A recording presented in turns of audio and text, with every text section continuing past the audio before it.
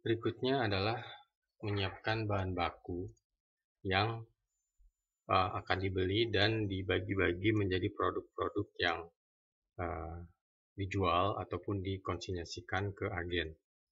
Pertama, kita perlu membuat kategori untuk persediaan bahan baku.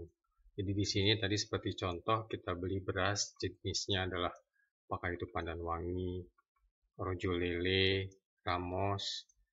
Kemudian bahan baku tambahnya adalah plastik di sini ya. Di sini unitnya kilogram, di mana di sini jumlahnya ada 1000 kg atau 1 ton. Ya, ini adalah saldo awal. Jadi kita isikan di sini dan ini kita isikan harga per unitnya.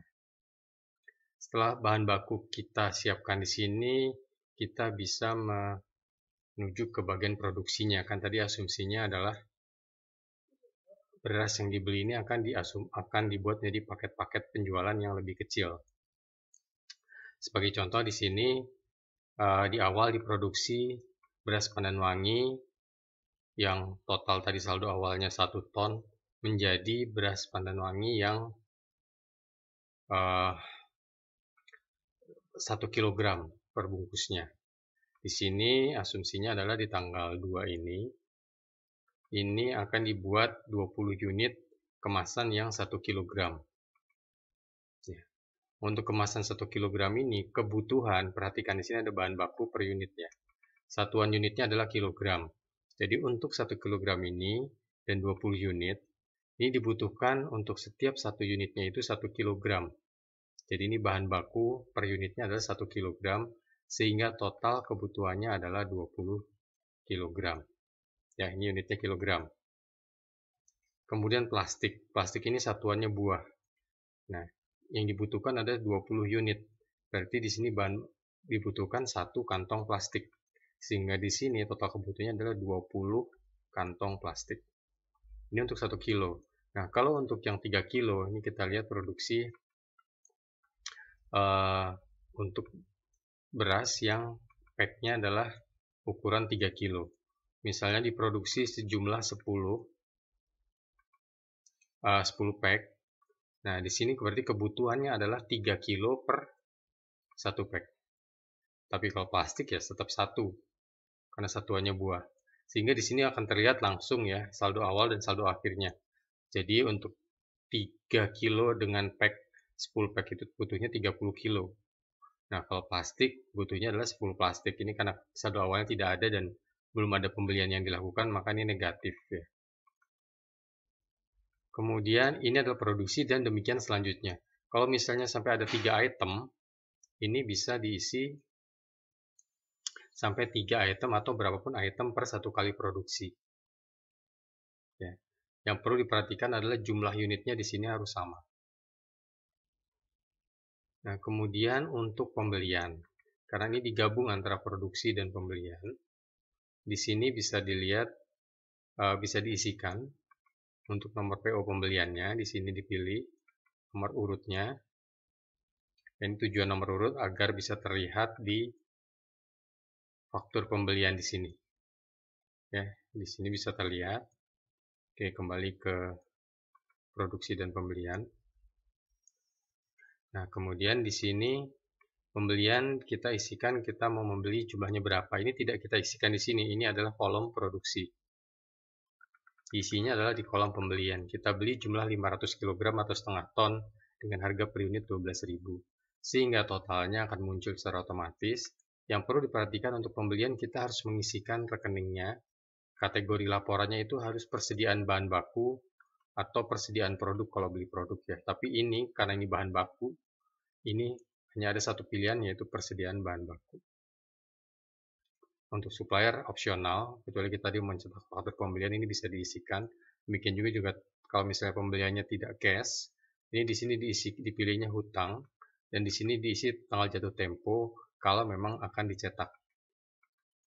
Kemudian kalau misalnya ada bahan baku yang dibuang, jadi maksudnya memproduksi, kemudian setelah dihitung ini saldo akhirnya ternyata selisih ada 10 karena mungkin terbuang 10 kilo, ya sangat banyak ya.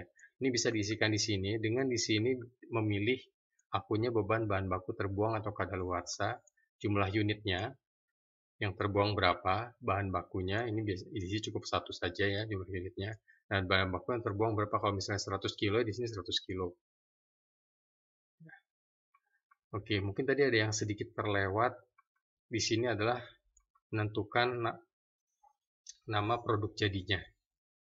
Tadi kebetulan karena melihatnya dari daftar bahan baku, kemudian langsung pembelian produksi di sini, terlewat untuk bahwa daftar produk jadinya harus di-set dulu agar bisa dijadikan pilihan di produksi pemilihan. Jadi agar bisa jadi pilihan di sini, produk jadi, harus diisi dulu daftar produk jadinya di sini. Nama produk jadinya misalnya ini langsung saja, namanya kan sama tadi, beli 1 ton, kemudian dibagi-bagi, berdasarkan jumlah paketnya, ini dikasih nama saja seperti ini. Kemudian kategori HPP, ini HPP lebih ke untuk menghitung harga modalnya akan digrupkan di bagian yang mana. Kemudian saldo awalnya, ini ada unitnya apa, jumlahnya berapa, harga belinya berapa, ini saldo sebelum tahun pencatatan ya, jadi saldo awal. Nah, kalaupun ada yang dikonsinyasikan keluar, ini kita bisa isikan di sini. Saldo yang konsinyasi keluar.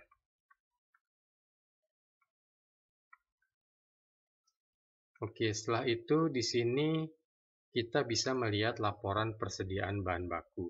Jadi di sini bisa terlihat dari saldo awal bahan baku, kemudian ada pembelian tambahan tadi ya di bagian pembelian, kemudian ada produksi, kemudian ada yang dibuang, sehingga akan muncul laporan saldo akhir per tanggal hari ini. Ini tanggal ini ngikutnya tanggal hari ini, tapi kalau mau buat ngerekap tahun yang kemarin mungkin ini bisa diganti manual tanggalnya. Tapi ini untuk menunjukkan pergerakan saldo per hari ini. Kemudian terakhir adalah laporan persediaan produk jadi, sama juga. Ini saldo awal, ini yang sudah diproduksi, ini yang retur, ini penjualan, ini konsinyasi. Konsinyasi keluar ya, kita tidak menerima konsinyasi masuk karena seharusnya beli dan diproduksi.